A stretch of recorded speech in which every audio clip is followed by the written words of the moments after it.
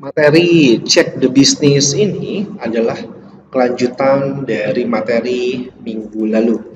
Jadi kelanjutan atau sisi pembahasannya itu kuat. Seandainya Anda belum paham materi minggu lalu, yuk simak lagi rekaman presentasi saya. Kalau perlu catat ke kertas isi-isinya, sehingga sambungannya menjadi lebih jelas. Minggu lalu kan saya membahas mistakes in business ya. Mengenai kesalahan dalam bisnis jelas bila terjemahkan. Nah, sekarang kan saya bahas adalah gimana caranya untuk menghindari pelaksanaan dari bisnis yang salah. Apa saja yang perlu dicek seandainya kita sudah membahas tentang alarm minggu kemarin. Alarm di bagian apa dan harus berlaku apa. Makanya materi kali ini saya namakan Check the Business. Ingat bahasan mengenai cash flow quadrant dari Robert Kiyosaki. Robert Kiyosaki mengatakan bahwa manusia di dunia ini dengan versi bahasa saya ya, manusia di dunia ini mendapatkan uang dengan 4 kuadran. Ada yang bekerja jadi pekerja, employee, ada yang punya kerjaannya dan ikut bekerja di sana, self-employee. Nah, dari apabila kita berada di 2 kuadran ini, sangat disarankan oleh Robert Kiyosaki untuk bergerak ke kuadran kanan. Sehingga kita menjadi business owner ataupun kita menjadi investor. Nah, ini yang dikatakan atau disebut uang bekerja untuk kita kan, money works for you. Karena pekerjaannya bisa tidak selalu setiap hari dengan jam kerja, tapi ada fokus-fokus tersendiri ketika kita menjadi business owner ataupun investor. Ketika di mata kuliah business plan ini, yang ingin saya transferkan kepada Anda bukan hanya kesiapan menulis business plan dan sehingga jadi sebuah business plan, bukan sekedar itu. Yang saya inginkan, seandainya ada juga orang yang mengasihi atau mengajak Anda kerjasama membuat sebuah bisnis, Anda paham bagaimana pelaksanaan secara optimalnya. Minimalisir lah ya kemungkinan untuk ditipu. Kita bahas. Orang berlomba-lomba menjadi investor gara-gara banyak gembar-gembor money works for you. Celakanya banyak penipu yang ingin menghabiskan uang orang dengan banyak cara. Contoh, saya membawa data kasus investasi bodong di Indonesia. Dari data ini saja 2013 sampai 2014 jumlah kerugian minimalnya sampai 45 triliun. Dan ada laporan 2.772 yang laporannya nanti kepada Satgas dari OJK. Ini kan sebuah pertanda bahwa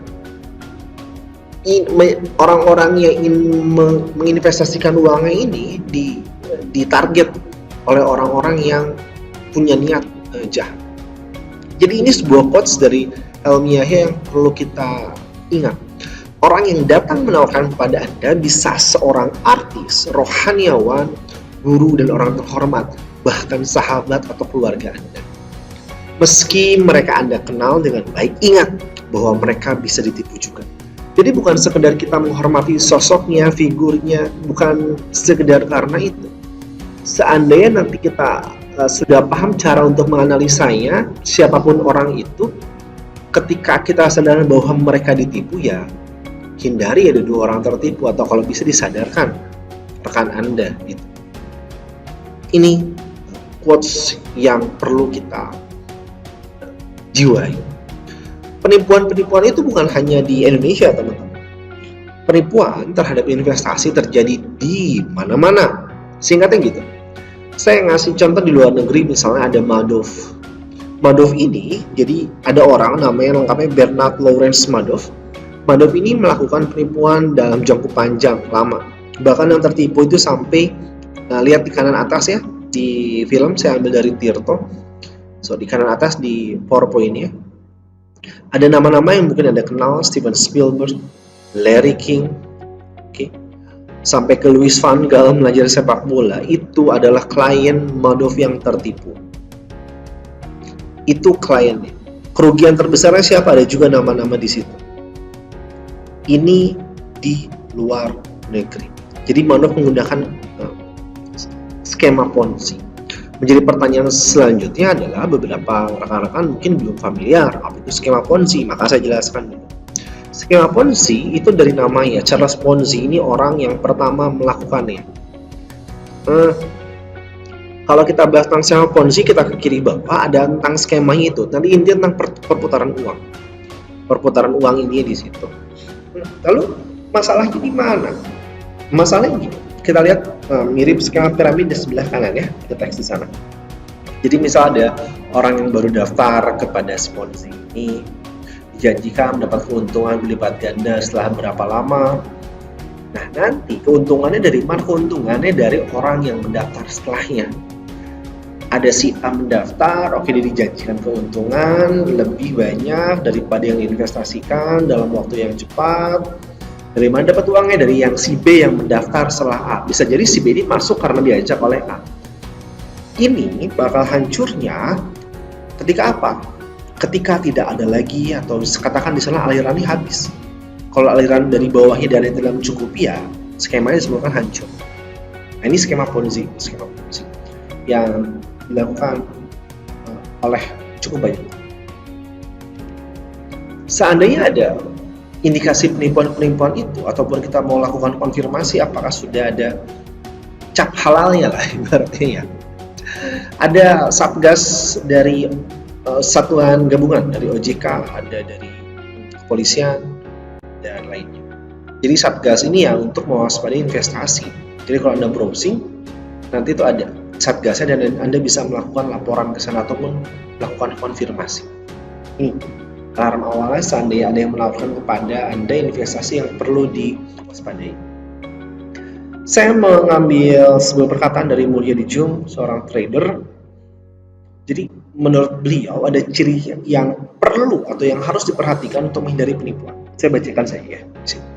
Kita perlu paham yang pertama, apa resiko, apa keuntungannya dari investasi. Perlu jelas resikonya sejauh apa, keuntungannya sejauh apa. Makanya disebutkan definisinya.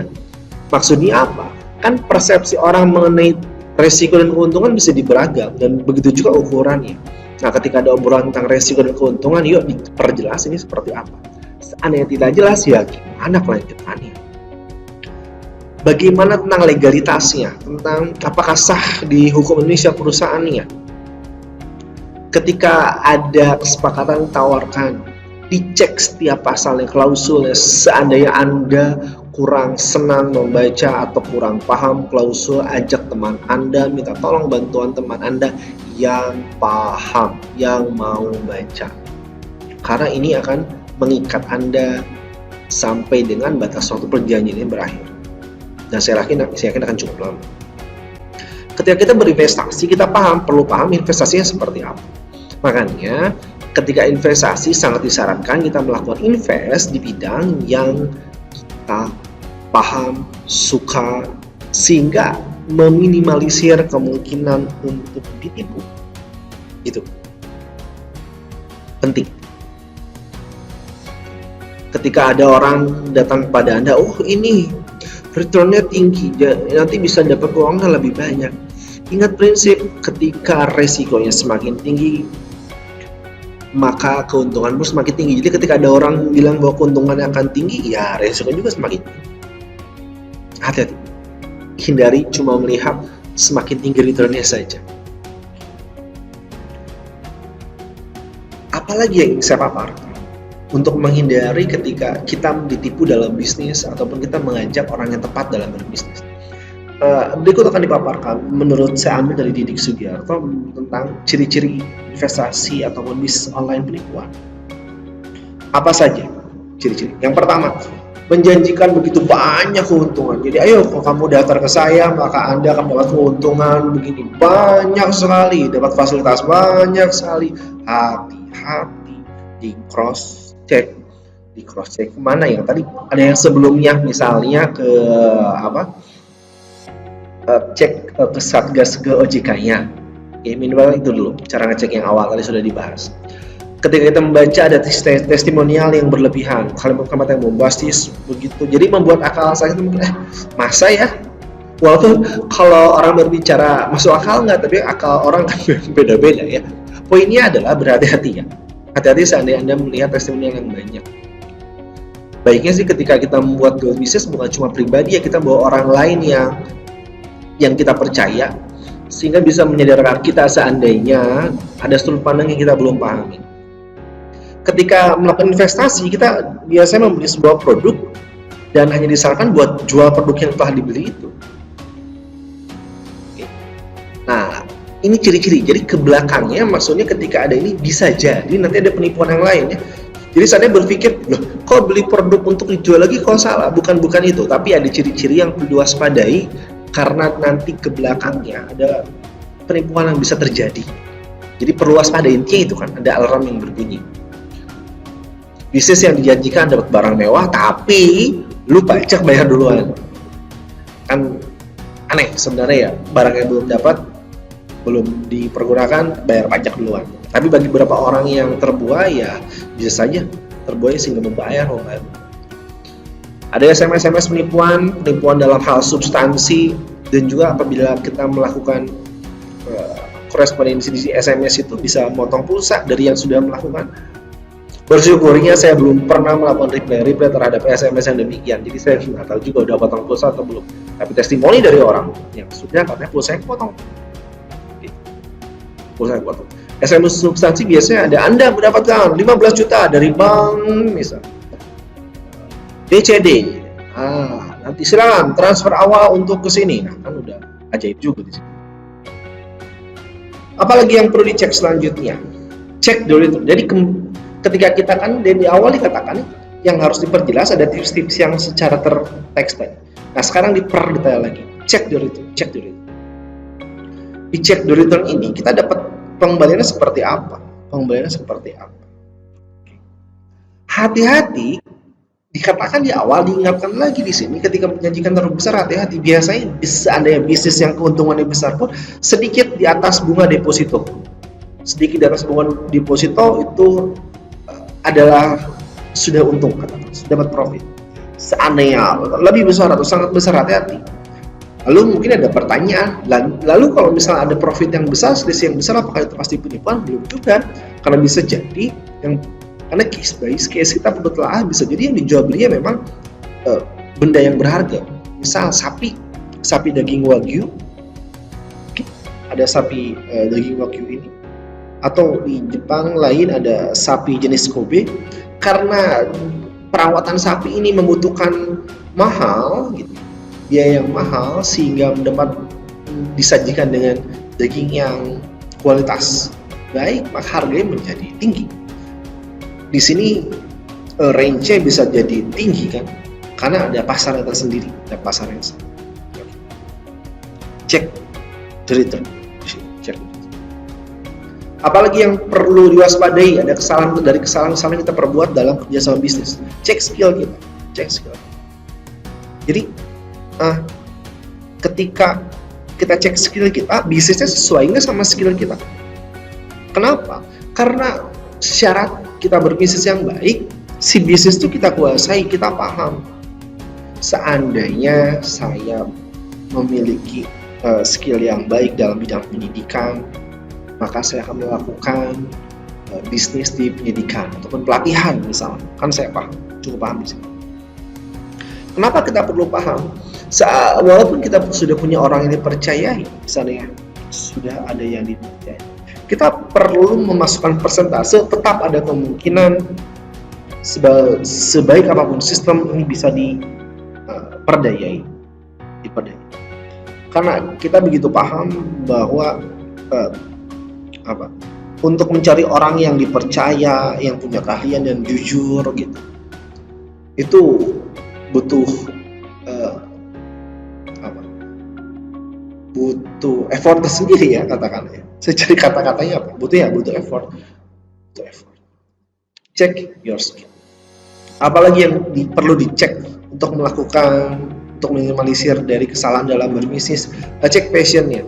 ketika kita living and working with passion, jadi ketika melaksanakan kehidupan sehari-hari dengan apa yang kita passion, maka ada sebab akibatnya. Kita karena suka, karena cinta, bahkan kita mau sabar untuk memperjuangkan. Kenapa ini passion kita? Saya ingat, saya kasih gambaran sebuah analogi selain bisnis. Tempo hari ketika saya melakukan skripsi, banyak tema skripsi yang bisa dieksekusi oleh saya. Tapi akhirnya saya memilih tema lingkungan karena saya punya ketertarikan yang tinggi pada lingkungan, perubahan lingkungan dan lainnya. Saya ingin menjaganya, sehingga saya sabar berjuang. Saya cari data ke Jakarta, berapa lama saya tinggal di Jakarta, bahkan saya sampai 2 semester skripsi, teman-teman saya 1 semester. Ada kenikmatan untuk menjalaninya. Oke. Jadi bisnisnya sesuaikan dengan passion. Ini berkaitan nanti skill juga. Seandainya passionnya kuat, dan skill juga akan mengikuti. Apalagi yang perlu dicek ketika berbisnis untuk mewaspadai kesalahan, ada cek dari timingnya. Jadi timing, waktu untuk melakukan eksekusi. Maksudnya adalah bisnis itu sekarang masih update nggak sih? Masih bagus nggak? Orang-orang masih banyak yang seneng nggak? Seandainya kita sudah bisnis itu kan tadi bisa ada passion sama skill sudah ada nih, tapi kurang update, maka lakukan inovasi. Seandainya kita jeli, seandainya kita cukup kreatif untuk melakukan inovasi, kita akan atau bisa menemukan niche market. Jadi di antara banyak market ada sebuah pasar kecil dari orang-orang, tapi tetap ada gitu, dan bisa rutin untuk pembeliannya. Oke. Bisnis selayaknya memberikan keuntungan dan juga kebahagiaan. Jadi passion, skill itu perlu dicek. Cek apa lagi? Partner ini cek your partner. Jadi istilahnya tuh investigasi sebelum investasi. Periksa rekam jejaknya dari orangnya. Ketika lakukan kerjasama, catat semua kesepakatan, dokumentasikan, tertulis terutama. Dokumentasi secara audio, video, bila ada silakan. Karena perlu jelas pembagian sahamnya, laba ruginya, bagaimana tentang setoran dan kontribusi, hak dan kewajiban. Ini penting.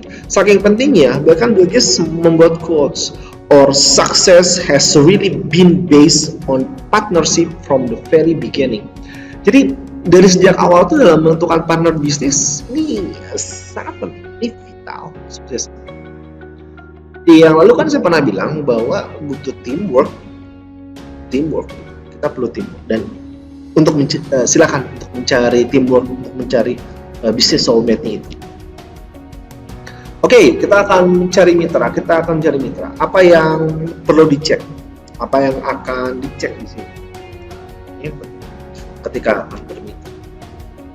Periksa proposal bisnisnya. Oke, ketika ada orang, yuk tanyakan karakter dan riwayat bisnis kepada orang-orang yang dipercayai. Seandainya yang buat curiga, cari petunjuk yang mengarah ke sana. Karena ini bisa membuat kita mendapatkan informasi untuk bermitra ataupun tidak. Lagi-lagi ketika ada omongan berbasis akal sehat, ajak orang untuk sama-sama, atau ketika melakukan bisnis, saya sarankan bukan cuma sendiri, sehingga ketika akalnya mentok, teman kita bisa mengingat, bahkan kita bisa mengingat. Dikatakan orang-orang jual, produk ini pasti laku terjual. Oke, kalau ada yang partner barang ya produknya, jadi cek siapa aja. Jadi hindari percaya begitu saja. Ketika melakukan kerjasama, biasa orang-orang punya kebiasaan menyebut nama-nama orang terkenal, nama-nama orang punya track record. Iya, saya kenal sama ini melakukan apa? Nah, dicek deh, usut ke misalnya bener nggak? Apa dia cuma jual nama doang? Checklist. Ini menjadi penting. Kenapa si kerjasama ini menjadi penting untuk memilih dari orang-orang ini. Saya mengutip dari kata Peter Schools bahwa hire character, train skill. Seandainya kita memilih orang karakter yang sesuai, yang selaras, yang dibutuhkan oleh karakter kita. secara umum karakternya jelas. Dikatakan sama saya tadi bahwa nggak gampang cari orang kepercayaan yang benar, kalian juga bisa jujur. Maka saya dari dulu sampai sekarang membuat menjaga integritas saya untuk jujur, untuk bertanggung jawab. Karena saya percaya bahwa karakter itu lebih utama dari sekedar kemampuan. Katakan di sini train skill, kemampuan itu bisa digali. Bahkan teman-teman, saya kan sebagai grafolog setelah yang menjadi saya sebagai grafolog, dan saya paham persis bagaimana cara menganalisa karakter orang. Banyak orang di dunia ini, karena saya ngambil sertifikasi grafolog kan internasional, jadi saya paham grafolog internasional punya kesepakatan bahwa memahami karakter orang lebih penting, karena yang namanya kemampuan bisa dilatih berupayakan. Grafologi ini, handwriting analysis. Jadi saya ketika saya melihat tulisan orang, tanda tangan orang, saya dapat gambaran orangnya seperti apa, termasuk karakternya seperti apa, dan karakter yang dibutuhkan seperti bagaimana. Ini pekerjaan saya ketika di luar universitas. In business partnership and married partnerships, the cheating that goes on. Jadi dalam bisnis, partner bisnis dan pernikahan, yang namanya kecurangan, perselingkuhan itu terjadi, itu bisa terjadi. Mana dia goes on, itu biasa terjadi. Nah, sekarang gimana makanya untuk menyiasati ini, mencari itu kan menjadi tantangan. Kenapa? Ya kita mencari orang yang komitmen kuat sehingga meminimkan adanya cheat. Yang penting lagi untuk dibahas dalam cek partner, karakter partner yang seperti apa yang perlu dicari. Yang perlu dicari pertama integritas, yang punya integritas. Jadi kalau istilahnya punya integritas tuh walk the talk. Jadi apa yang diomongkan itu sesuai dengan yang diperbuat. Karena saya melihat begitu banyak orang yang apa yang dia lakukannya nggak selaras dengan apa yang diucapkan. Itu integritas yang dicari. Yakinnya bagaimana tentang religiusitas dan spiritual, ya katakan keyakinannya. Karena namanya niat, namanya keyakinan mempengaruhi tindakan-tindakan, dan ini akan mempengaruhi kita sebagai partner bisnisnya. Apalagi yang penting dari karakternya, agresivitas. Maksudnya orang ini seberani apa untuk melakukan bisnis, mengelola bisnis. Orangnya apakah yang dulu saya sebut konvensional atau yang berani untuk melakukan bisnis. Hati-hati ya, kalau partner kita adalah orang-orang yang sama-sama injak gas, jadi kebablasan atau dua-duanya ngerem gitu, jadi nggak maju-maju. Kan ada yang partner untuk saling melengkapi. Apalagi ada yang kesetaraan, keadilan, maksudnya apa? Ya sesuai dengan effortnya, sudah melakukan ini diberinya apa, itu adil. Apalagi cari partner yang mampu bahagia dengan dirinya sendiri. Jadi ketika partner ini mampu bahagia untuk dirinya sendiri, kondisi perusahaannya lagi turun, lagi naik, karena itu kan pasti ya dinamis ya. Kita hati-hati terjebak pada doktrin hari ini selalu lebih baik dari besok, hari lebih baik dari besok. Karena manusia itu dinamis, akan naik turun. Jadi terimalah ketika ada penurunan, terima. Ya kan, ada kenaikan. Karena itu kehidupan, itu kehidupan. Ketika kita fokus hanya untuk naik, yang diwaspadi ya depresi. Kita perlu hati-hati. Bahagia. Nah ini akan mempengaruhi kita juga. 2 slide terakhir saya informasikan apa kata Jack Ma tentang 10 orang yang bisa dijadikan partner. Saya bacakan saja karena beberapa poin. Yang mudah diajak bicara. Kalau ngobrol aja Anda nggak bisa, orang yang mau diajak ngobrol gimana menjadi partner? Dan nilai kehidupan yang sama. Yang apa misal? Ya kejujuran. Ada yang dicapai, makanya kan untuk tahun ini harus ngobrol banyak dulu. Bisa dipercaya dan Anda mengerti. Anda sudah cukup tahu sehingga kalau dapat muncul masalah itu bisa diobrolkan, bisa komunikasi. Punya dedikasi yang sama, murah hati, minatnya, saling mendukung sepenuh hati, profesional, standar profesional, apakah disiplin, tepat waktu. Kalau saya sangat menyarankan ketika Anda dalam pertemuan bisnis pertama dengan orang ini tidak datang sesuai dengan jadwal yang sudah disepakati, tinggalkan. Saran saya demikian. Ya, tentu saja kalau ada overmah ya, hal-hal yang nggak bisa dikendalikan itu masih tidak bisa dikendalikan overmah atau ada komunikasi yang baik. Tapi seandainya bukan yang hal yang urgent dan terlambat, pertanda kurang baik, itu yang saya paham. Visi kepercayaan yang sama. Mengutip terakhir dari Jack Ma, jangan dijadikan partner, katanya. Orang yang mau menang sendiri kelihatan banget egois. Ditanya mau mencapai apa dalam tujuan hidup, nggak paham. Yang dirasakan kurang kasih sayang dalam hidup. Pesimis, ini kan bakal nular hati-hatinya gitu. Nggak punya prinsip hidup. Begini ya, waspada.